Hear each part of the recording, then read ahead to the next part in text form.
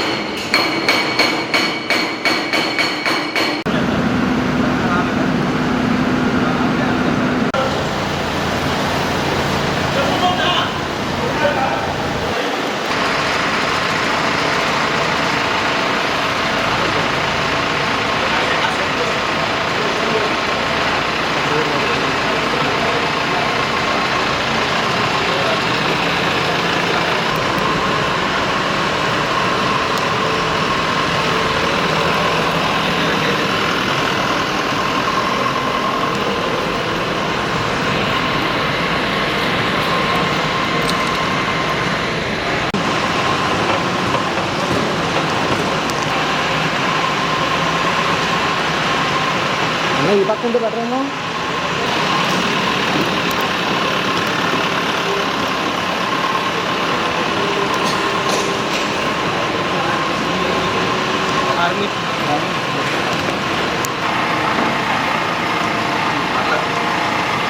Light light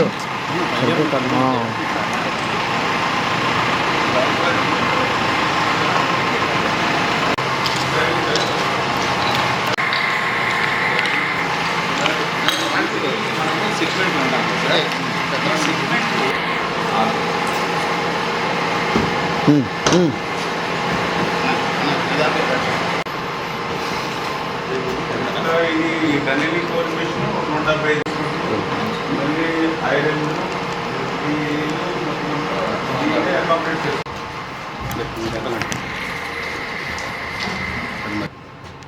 ఎన్ని క్యాబినింగ్ ఇది ఇది పురాతన కాలంలోకి వచ్చినట్టుగా ఉంది. కింద చూసుకోలేదు సార్. దీనికి లోపల నుంచి ఇక్కడ దీని లోపల ఇది వస్తుంది సార్. ఇది మనకి ఈ మన అగ్రిగేట్ వస్తుంది.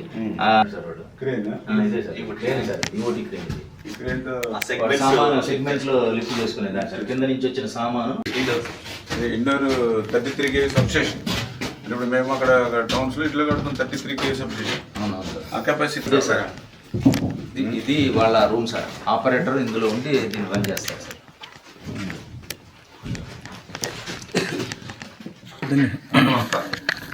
దాన్ని బట్టి ఆపరేట్ చేసుకుంటూ ఉంటాడు. Mixing unit sir.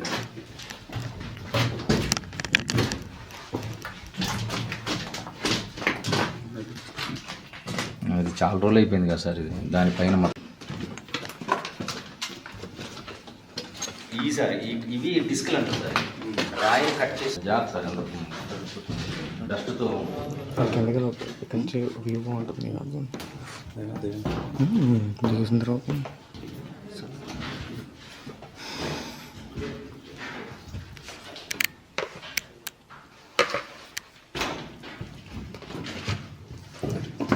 దిగుదామా? ఇవన్నీ బయట సార్. ఇటు రాదు సార్.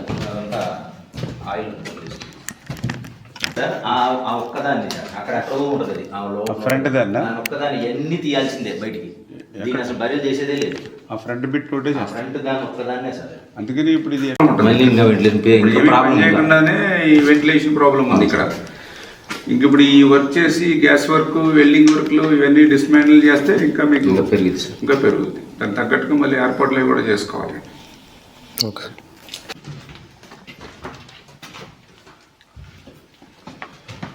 పైన చూసుకో.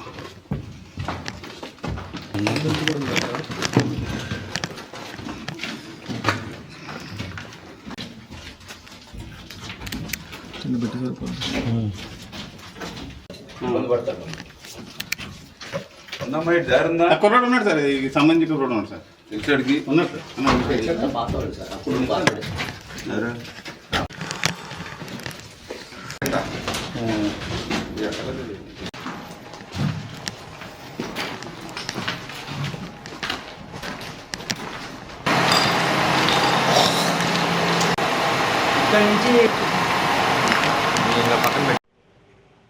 వెలుగొండ అత్యంత కీలకమైనటువంటి ప్రాజెక్టు ఈ యొక్క కూటమి ప్రభుత్వానికి.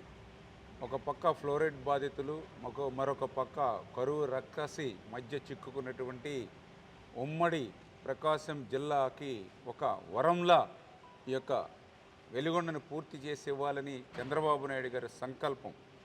2026 సీజన్ కల్లా పూర్తి చేయాలనేటువంటి దృఢ సంకల్పంలో భాగంగానే ప్రతి వారం రివ్యూ చేసుకుంటూ క్షేత్రస్థాయిలో జరుగుతున్నటువంటి పనులు కూడా ఎప్పటికప్పుడు సమీక్షిస్తూ ముఖ్యమంత్రి గారికి మరి ఆయనకి ఈ యొక్క జరుగుతున్నటువంటి పనుల మీద సబ్మిషన్ చేయవలసినటువంటి దృష్ట్యా మరి ఏదైతే నిన్న పగలు రాత్రి మళ్ళీ ఈరోజు అంటే దగ్గర రాత్రి పగలు కూడా మరి టన్నెల్స్లోనే ఉండి ఆ టన్నెల్స్లో ఏదైతే ఈ యొక్క మిషనరీ కానీ 5 గాండ్రీల ఏదైతే పనిచేస్తుందో కాంక్రీట్ వర్క్ కానీ ఆ గాండ్రీలకు సంబంధించిన కాంక్రీట్ తెచ్చేటువంటి టీబీఎంలు ఏవైతే అవి కానీ అదేవిధంగా అక్కడ మ్యాన్ పవర్ కానీ ఇట్లా కోఆర్డినేషన్ ఎక్కడా కూడా లేకుండా కమ్యూనికేషన్ గ్యాప్ అనేది లేకుండా కోఆర్డినేట్ చేయడానికి ఉంటుందనేది ఒకటి ఉద్దేశం. రెండవది ఆ యొక్క కార్మికులు కానీ ఆ ఏజెన్సీ కానీ ఆ అధికారులు కానీ, ఎందుకంటే నేను కూడా నిన్న ఈరోజు రాత్రి ఆ టన్నెల్లో డే అండ్ నైట్ జరుగుతున్నటువంటి పనుల్ని చూస్తూ ఉంటే చాలా క్రిటికల్గా, ఎందుకంటే కొన్ని చోట్ల క్లిష్టతరమైనటువంటి పనులుగా కనిపిస్తూ ఉన్నాయి. నిన్న నేను టీబీఎం దగ్గరికి టన్నెల్ 2లో పోతూ ఉంటే ఒక 30 మీటర్లు మనం నడిచి వెళ్ళే లోపల 3 చోట్ల కొలాప్స్ అయ్యి పడినటువంటి పరిస్థితి అక్కడ మనకు స్వయంగా కనిపించినటువంటి పరిస్థితి. నిజంగా హెల్మెట్లు పెట్టుకున్న అంత కొలాప్స్ అవుతే ఎవరు కూడా బయటకు వచ్చేటువంటి పరిస్థితి ఉండదు. వెంటిలేషన్ అయితే చాలా ప్రాబ్లంగా ఉంటున్నటువంటి పరిస్థితి. అటువంటి ఆక్సిజన్ శాతం తక్కువ ఉండి వెంటిలేషన్ తక్కువ ఉన్నటువంటి పరిస్థితుల్లో కూడా అక్కడ మరి డే అండ్ నైట్ పనిచేసేటువంటి కార్మికులు కానీ ఏజెన్సీ కానీ అధికారులు ఎవరైతే ఉంటారో వాళ్ళకు కూడా ఒక స్ఫూర్తి, ఓకే మన మంత్రి గారు కూడా వచ్చి మనతో పాటు పనుల్లో భాగస్వాములే టన్నెల్లోనే ఉంటున్నారనేది వాళ్ళు ఇంకా బాగా ఎక్కువ ఉత్తేజంగా పనిచేయడానికి, రెండు వాళ్ళలో కూడా విశ్వాసం కలగడానికి, మూడవది ఈ పని యొక్క సీరియస్నెస్ ఒక మంత్రి సైతం ముఖ్యమంత్రి గారు సైతం స్వయంగా ఈ యొక్క ప్రాజెక్టుని వారం క్షేత్రస్థాయిలో పరీక్షిస్తున్నారా అని అంటే ఈ ప్రాజెక్ట్ యొక్క అవసరం ఏంటనేది మనతో పాటుగా అందులో పనిచేసేటువంటి కార్మికులు ఏజెన్సీ అధికారులకు కూడా అర్థమయ్యేటువంటి విధంగానే ఈ యొక్క పగలు రాత్రి కూడా ఈ టన్నెల్లోనే ఉండి పనులన్నింటినీ కూడా పర్యవేక్షించడం జరిగిందని చెప్పి తెలియజేసుకుంటూ, అందులో ముఖ్యంగా మీరందరూ కూడా చూశారు ఏదైతే టన్నెల్ బోరింగ్ మిషన్ టీబీఎం మరి 11.8 కిలోమీటర్ దగ్గర టన్నెల్ 2లో చిక్కుకుపడిపోయి మరి దగ్గర మరి 9.8 మీటర్స్ వ్యాసంతో ఏదైతే టన్నెల్ బోరింగ్ హెడ్ ఏదైతే ఉందో 175 మీటర్ల పొడవైతే టీబీఎం ఉందో ఒక్క చుక్క నీరు కూడా మన వదిలిన బయటకు వచ్చేటువంటి ప్రశ్నే లేదు. అటువంటి టీబీఎం మరి గత వైసీపీ పాలనలో అప్పుడు ఉన్నటువంటి ఏజెన్సీ కోర్టుకి వెళ్ళి దాన్ని వెలికి తీయడానికి వీలు లేదు, మా లావాదేవీలు పరిష్కరించకుండా అని చెప్పి స్టే ఆర్డర్ తెచ్చుకుంటే 5 సంవత్సరాల వైసీపీ పాలనలో ఆ స్టేని వేకౌట్ చేయడానికి ప్రయత్నం చేయలేదు, ఆ టీబీఎంను తొలగించడానికి ప్రయత్నం చేయలేదు. జాతికి అంకితం అంటూ మాత్రం ప్రజల్ని ఎంత దగా మోసం చేశాడో ఆ టీబీఎం మిషన్ చూస్తే అర్థమవుతున్నటువంటి పరిస్థితి.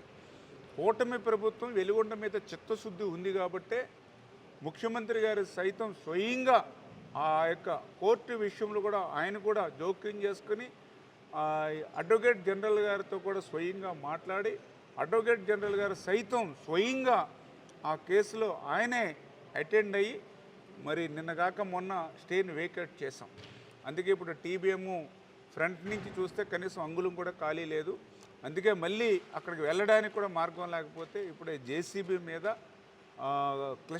కష్టంగా ఉన్నప్పుడు కూడా జేసీబీ మీద సైతం ఆ యొక్క tunnel boring machine back side నుంచి టైల్ పార్ట్ దగ్గర నుంచి వెళ్ళి ఆ 175 మీటర్స్ కూడా అటు అధికారులు ఏజెన్సీ మేము కూడా మళ్ళీ ఒక్కసారి పర్యవేక్షించి పరిశీలించి ఏ రకంగా దీన్ని as early as possible dismantling చేయగలుగుతాము. ఎందుకంటే మనం ఇంత కష్టపడి హెడ్ వర్క్స్ పనులు పూర్తి చేస్తూ ఉన్నాము, ఇంత కష్టపడి బెంచింగ్ లైనింగ్ పనులు ముందుకు తీసుకెళ్తూ ఉన్నాము, ఇంత కష్టపడి ఫేడర్ కెనాల్కి సంబంధించి సీసీ వాళ్ళు లైనింగ్ పనులు పూర్తి చేస్తూ ఉన్నాము. మరి ఈ నెలలోనూ వచ్చే నెలలోనూ 900 కోట్ల రూపాయలు ఈ యొక్క నిర్వాసితులకు ఇవ్వబోతూ ఉన్నాము. మరి ఇంత పెద్ద ఎత్తున పనులు చేసినా ఈ టీబీఎంను తొలగించకపోతే మన లక్ష్యం నెరవేరదు. కాబట్టి ఆ యొక్క 175 మీటర్స్ లెంగ్త్ ఉన్నటువంటి ఈ టీబీఎంని ఇంకా తొలగించడానికి ఎవరైతే యుఎస్ఏ కంపెనీ కాబట్టి ఆ కంపెనీ యొక్క మ్యానుఫ్యాక్చరర్స్ తోటి కూడా మాట్లాడి వాళ్ళు సూచనలు వాళ్ళకు సలహాలు కూడా తీసుకొని, ఎందుకంటే వాస్తవంగా అయితే ఈ టీబీఎం మిషన్ అనేది ఎక్కడ పని చేసినా కూడా ఆ పని పూర్తయిన తర్వాత దానికి ఒక సైడ్ టన్నెల్ ఎక్స్ట్రా కొట్టి ఆ టన్నెల్లోకి దాన్ని పంపించేసి అక్కడ క్లోజ్ చేసేస్తారు. అంటే ఒక రకంగా సమాధి బరిలు చేసేస్తారు. కానీ ఇక్కడ ఈ టీబీఎం అనేది సరిగ్గా పని మధ్యలో ఆగిపోవడం వల్ల ఇప్పుడు దాన్ని ఎక్కడ కూడా తీసుకెళ్లేటువంటి పరిస్థితి లేదు. కాబట్టి దాన్ని డిస్మాండిల్ చేయడమే ఒక్కటే మార్గం కింద కనిపిస్తూ ఉంది. దగ్గర 600 నుంచి 1000 టన్నుల దాకా మరి ఉండేటువంటి మిషనరీ అక్కడ కనిపిస్తున్నటువంటి పరిస్థితి. ఇప్పుడే నేను చూస్తే 33 kV సబ్స్టేషనే అందులో ఉన్నటువంటి పరిస్థితి. అందులో కట్టర్స్ కానీ బ్లేడ్స్ కానీ ఆపరేషన్ చేసేటువంటి రూమ్స్ కానీ ఇట్లా చూస్తూ ఉంటే చాలా హెవీ మిషనరీతో ఉన్నటువంటి ఆ టీబీఎంను కూడా యాజ్ ఎర్లీ యాజ్ పాసిబుల్ తొలగించేటువంటి విధంగా ఒక షెడ్యూల్ని కూడా తీసుకోమని చెప్పేసి కూడా ఇప్పుడే అధికారులని ఏజెన్సీని కూడా స్వయంగా క్షేత్రస్థాయిలో ఉండి ఒక యాక్షన్ ప్లాన్ కూడా తీసుకోవడం జరుగుతుందని చెప్పి తెలియజేసుకుంటూ, అంటే ఈ రకంగా ఇంత కష్టమైనటువంటి ఇంత క్లిష్టమైనటువంటి దగ్గర 3,000 కోట్ల రూపాయలు ఈ 20 నెలల్లో 25 నెలల్లో ఖర్చు పెడితేనే కానీ పూర్తవునటువంటి ఈ ప్రాజెక్టుని మరి ఆ రోజు జాతికి అంకితం అని అంటే మరి జగన్మోహన్ రెడ్డి అబద్ధాలకు అసత్యాలకు ఒక బ్రాండ్ అంబాసిడర్ అని చెప్పి వెలుగొండ మీద ఆయన మాట్లాడినటువంటి తీరుని బట్టే అందరికీ కూడా అర్థమవుతున్నటువంటి పరిస్థితి. అందుకే ఈరోజు ప్రజలు కూడా ఆలోచన చేయాలి. ఈవేళ చంద్రబాబు నాయుడు గారు అధికారంలోకి వచ్చినటువంటి 22 నెలల్లోనే ఆయన శ్రమించి ఈవేళ సాగునీరుని త్రాగునీరుని పెద్ద ఎత్తున తీసుకొచ్చి జలం ద్వారానే జనం ఉంటారనేటువంటి భావనతో ఈవేళ పనిచేస్తూ ఉన్నారు.